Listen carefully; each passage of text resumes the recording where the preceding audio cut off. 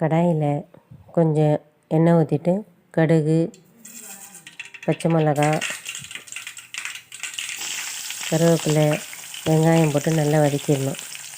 வதக்கினதுக்கப்புறம் beetroot போட்டு நல்லா உப்பும் அதுக்கு தேவையான அளவு உப்பு போட்டு நல்லா கிளறி எடுத்துக்கணும். கிளறி எடுத்துட்டு அதுக்கு தேவையான அளவு தண்ணி ஊற்றி வேக வைக்கணும். வெந்ததுக்கப்புறம் ஒரு அரை வெங்காயமும் பாதி வெங்காயம் பாதி ஒரு 2 துண்டு தேங்காய் போட்டு நல்லா நுணுக்கிட்டு லாஸ்ட்டாக அதை இறக்கும்போது அதை ஒரு 2 நிமிஷத்துக்கு முன்னால் போட்டு அதை நல்லா கிளறி எடுத்து